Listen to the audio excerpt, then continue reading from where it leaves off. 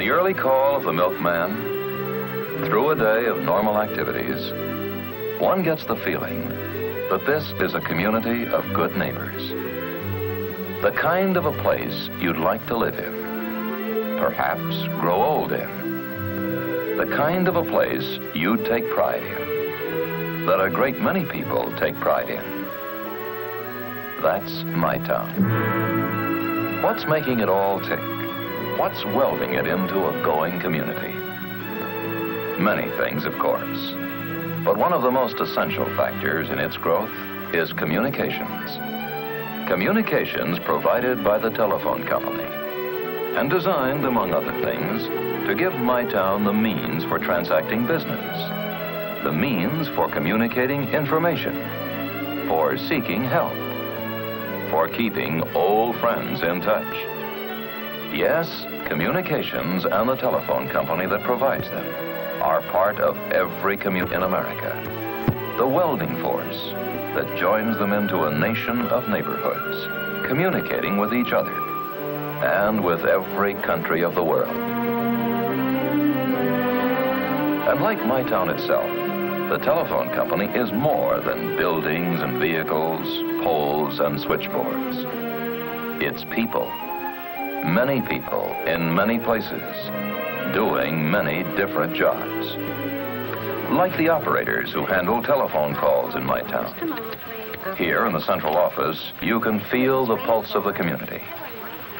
The flashing lights on the switchboard reflect the activity of the town. Thank you. It begins to stir in the early hours of the morning. Your name and number? It reaches its peak in the rush hours of daytime. That's Pennsylvania Place, please. Thank you. And then settles back for the night. It's the job of the traffic department to handle this changing volume of calls. It has to be ready with enough equipment and enough operators, 24 hours a day, to meet the customer's demands for service. From the earliest days of her training, every operator learns to think of her job in terms of service to the community. This is information. May I help you? Yes, I'd like the new number of Wilson's Meat Market, 1191 Sycamore Street, please. One moment, please. The number is Right 5 6240. Right 56240. Thank you. You're welcome. Operator. In addition to supplying information, operators put through all kinds of calls, many of them to out-of-town points near and far. And for each call they handle, they record the facts needed to accurately bill the customer. The calling number, the place called, and length of the conversation are all noted for use by the accounting department. Sometimes, an operator handles calls that are more urgent than others. Operator? Operator, there's been a bad accident. 2 cars head-on. Please get a doctor and an ambulance. Can you give me the address, please? It's right outside my house. Old Woods Road near Van Dyke. Hurry, please. Thank you. We'll get help to you as fast as possible. Thanks.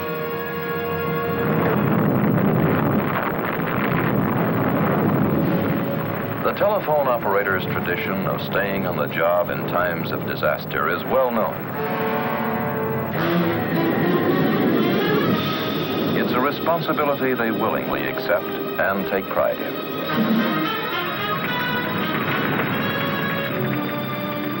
Whether the call be emergency or routine, the operator performs a service that is vital to the business and social life of every thriving community in the nation. And that certainly fits my town. It's a community on the go. New shopping areas to keep pace with demand. New construction of all kinds. New factories are going up, creating greater job opportunities with all that they hold for my town and its people. Homes are being built to house the increasing population of workers and their families. They all need communications, and the telephone company has to be ready to supply them. Connecting these new telephones is the job of telephone installers. Each morning, they gather at the plant work center to get the day's assignments from their installation supervisor. Hi, Ted. Hi. Your first day, huh? That's right. Well, I guess these will keep you busy. Better start with this new installation for John Gardner, 406 Melrose. Say, how did things go down at plant school? Well, I think I learned a lot, but I'll feel better when this first day is over. Okay, Ted. I'll stop in later and see how you're getting along. Right. See ya.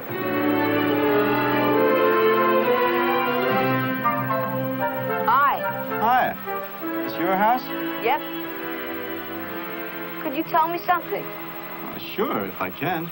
Where does this wire go? Well, you see, this is a telephone wire. And it's going to run from your house to the big cable on top of that pole. How come it's so big on the pole and so little down here? That cable's got about 100 wires inside of it, and each one of them connects to a phone in somebody's home or office.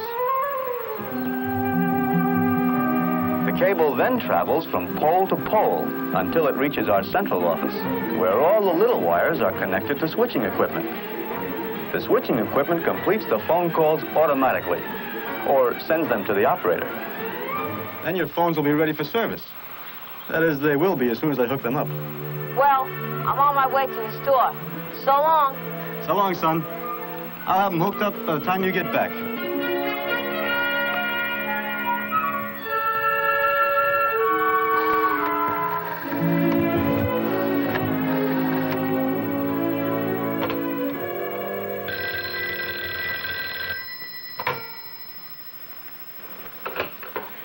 My, it looks just fine.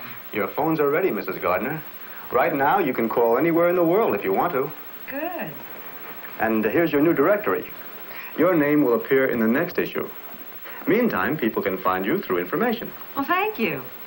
It's so nice to have a telephone.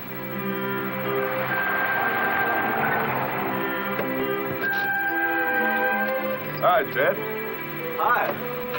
How's it going, boy? Just fine. Have any trouble on the job? Nothing special. But I did have a youngster asking me some questions. And they got me thinking. I install phones, and I know all the steps. Well, that's part of my plant training. But where do the other departments come in? I mean, how do they fit in the act? Well, I guess that's a natural question for a newcomer, Ted. You're curious, and you should be, about how your job fits in with others in the company. Well, it's kind of a big order, Ted. But I can tell you this. All of us in the telephone company are organized to do just one thing. To give people good telephone service. Now, to do that, and do it right, takes a lot of people with a lot of different skills. Now, I know you've been through this at the plant school, but let's just review it. Say there's a new family, like the Gardners here, moved to my town and want telephone service. Chances are someone in the family goes to the telephone office and puts in an order. Or the order could be telephoned in. Either way, it's handled by one of our service representatives in the commercial department. The service rep makes the customer feel at home, gets the name and address, and how the name is to be listed in the directory. You see, she wants to be sure the customer gets complete telephone service. These days, homes have telephones wherever it's convenient. And that's as it should be. They want their extensions where they'll be of most value. It could be indoors, say the bedroom, or outdoors on a terrace. And we installers can be of help. For instance, you'll find that you have lots of chances to suggest locations for telephones while you're working. It's all part of doing a good job. But let's get back to Mrs. Gardner's request for service, right? Now, once the order is placed, commercial goes right to work on it. First off, a copy of the order with all the details is sent to the plant department. There, a clerk assigns the necessary facilities to do the job, including central office lines and outside equipment. Simultaneously, directory, traffic, and accounting people receive identical copies of the order, so they can prepare their records for the new customer. The plant installation copy of that order comes to me, and I assign the work to you fellows each morning. Now, while you were hooking up the line for Mrs. Gardner's phone, the frame man in the central office was connecting it to the switching equipment. That gives us the circuit that makes it possible for Mrs. Gardner to pick up her phone and call to a friend across town, or across the nation. Well, that's part of the story, Ted. Lots more, of course.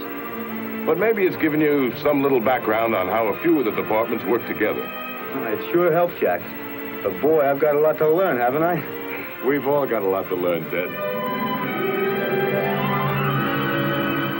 You never stop learning in this business.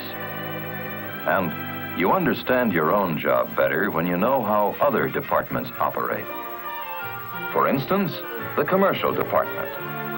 In addition to servicing new customers, such as Mrs. Gardner, also handles the payments of the customers' bills. It has the further responsibility of forwarding the names of new subscribers to the printer for the telephone directory. Every name, address, and number is carefully checked and rechecked for absolute accuracy. It is an exacting task every step of the way. As they say, it's something for the book. The book, in this case, being the most widely used volume of the year. Commercial also collects the money from public telephones that serve my town in stores, factories, transportation centers, and even along the highways. Then there are the telephone salesmen. They have the job of calling on business customers and suggesting the type of telephone system that will best serve the customer's business needs. Directory advertising salesmen also call on business customers and show how Yellow Pages advertising can help them. They plan the kind of layouts that attract buyers and boost sales for the advertiser. The service that telephone people give can be as immediate as right now. It can seek and answer the needs of today. It can plan the needs of tomorrow. And the needs of tomorrow are a service responsibility of the engineers. They have the job of looking ahead, of anticipating how and where my town is going to grow, so the telephone plant can be installed efficiently and economically and be ready when the customer needs it. They decide where telephone cable will be installed, how it will be installed, underground or overhead, and how much of it will be needed. Should it be a 200-pair cable or a 400-pair cable? They have to make sure there's enough equipment in the central office to handle the switching of the calls and plan cables for routing long-distance calls. The engineers also work directly with builders in my town to be sure the telephone service will be ready for customers when they move into their new homes. Houses run $20,000 to $25,000, and I've got the men out working and figure to have them finished by spring. In other words, you want to be ready for immediate telephone installation when the houses are completed. Definitely. Well, here's the situation, Mr. Palmer.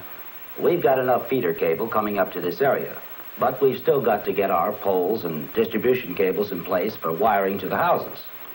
I had no idea there was so much involved. Well, that's why we appreciate this advance notice. You know, some builders don't include us in their plans, and then the new homeowners have to wait for their telephones. We don't want that to happen here. We want phones available when our houses go up. You can count on us. We'll be ready. In just such fashion, telephone planning and construction work go hand in hand as my town grows and expands.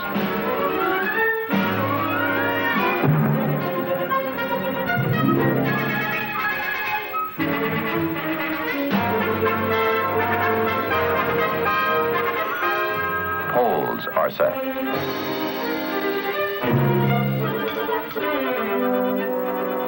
Cables strung.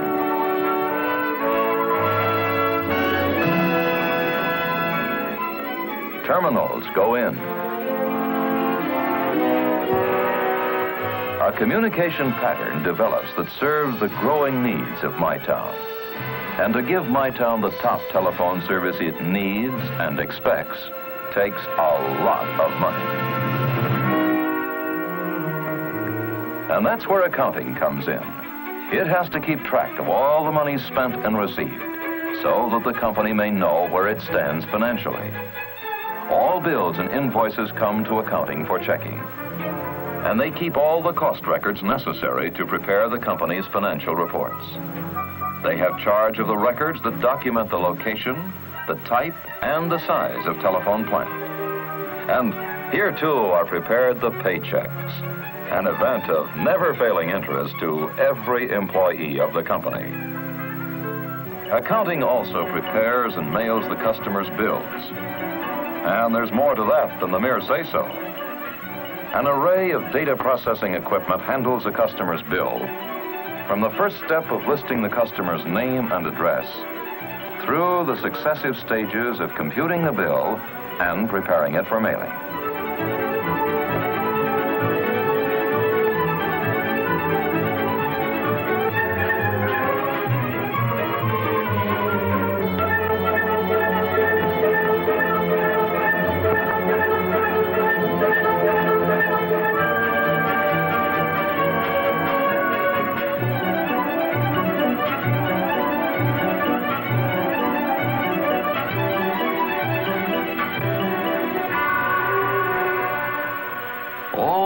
Town, telephones are bringing people together. Bradford's Jewelry? May I speak to Mr. Bradford, please? Thank you, Mrs. Chase. I'll have the order over in about an hour. Hi. Going to the dance? My town gym. Sure. Arnold speaking. Why, hello, Pete.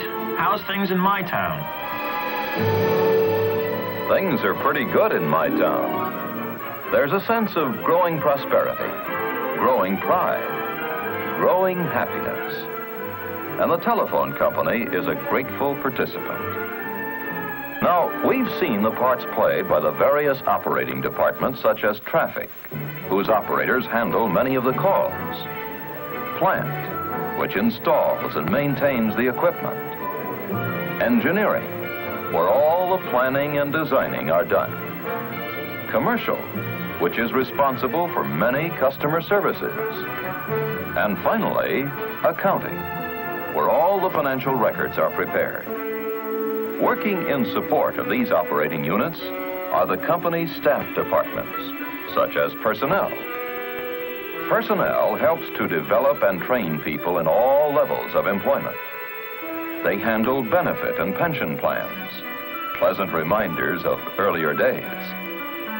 They also watch over the health of the employees and arrange for medical attention whenever they need it. An equally important staff section is the legal department, which checks all company contracts and represents the company in court actions. Public relations is also one of the company staff departments. It is largely responsible for keeping the public informed about the company. Its members write news releases for the community newspapers. They also prepare newspaper advertisements that promote various telephone services. And they coordinate activities that deal with radio or television shows. They prepare films and other programs for employee and public groups. And they take part in arranging telephone open houses to which the people of the community are invited. The preparation of the company magazine is also the responsibility of public relations. Well, Mike, we've had our problems in putting this together, but there have been many excellent comments. That's the reassuring part of it, Mr. Bolton. Now I think we've reached the point where we need a good story to wrap the whole thing up. Now, I have some ideas I'd like to talk over with you. Good. Let's see now. The previous articles have covered all phases of our company's operations. That's correct. And now that we've explained what we do, I think we should show how we fit into the big picture. How we're backed up by AT&T, Western Electric, and the Bell Labs. AT&T, Western Electric, Bell Telephone Laboratories. Magic names in communications the world over. Let's start with AT&T, the parent company which coordinates the activities and policies of all the companies in the system. Each Each of the operating companies serves a specific area of the United States and Canada. Each has its own duties and responsibilities, but all work closely with AT&T, which provides advice and assistance whenever needed. Within its own territory, each operating company supplies local and long-distance service. And AT&T, through its long lines department, connects each company with the other, uniting them into an integrated system. Long Lines also connects the Bell system with the thousands of independent telephone companies. In effect, it furnishes the links that make nationwide telephone service possible. It builds and operates the radio relay towers that carry calls across the continent. It supervises the laying of underwater cables that enable people to call across the seas. And although many people aren't aware of it, Long Lines also provides the channels that radio and television broadcasters use for their nationwide networks. Western Electric is an equally important partner of the Bell system. It serves as the system's manufacturing arm. And from its plants throughout the country come the millions and millions of telephones that the Bell companies require to serve a growing nation. Western also produces the vast amounts of cable that are needed to interconnect all these telephones. And it builds and installs the dial switching equipment and switchboards used in most central offices. In addition to manufacturing cable and communication equipment, Western also serves as the supplier for the entire Bell system. This means that the companies not only depend on it for their telephone apparatus, but also their other everyday supplies, such as paper clips, typewriter ribbon, and anything else they need. Naturally, Western Electric doesn't make all these things itself. As a matter of fact, most of the items are purchased from more than 33,000 industrial firms across the country.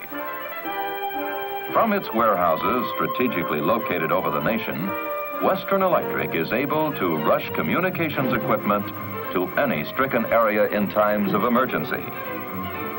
This equipment is so standardized that crewmen brought from any operating company of the Bell system can use it without further instruction. This assures efficient and rapid restoration of service.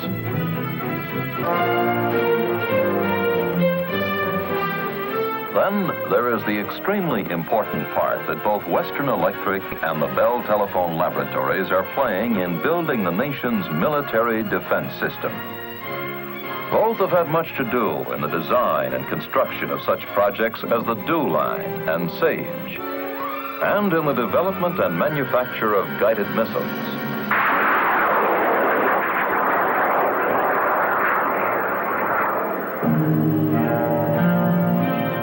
Bell Telephone Laboratories is the research and development partner in the Bell system. It is one of the largest and most experienced industrial laboratories in the world. And it is uniquely qualified to do the design work for both military and civilian communications equipment. Its job is to provide America with the communications of the future, as it has already designed the communications of the present. The laboratory's modern research centers are staffed by scientists and engineers planning years ahead, searching, designing, seeking new knowledge and new understanding.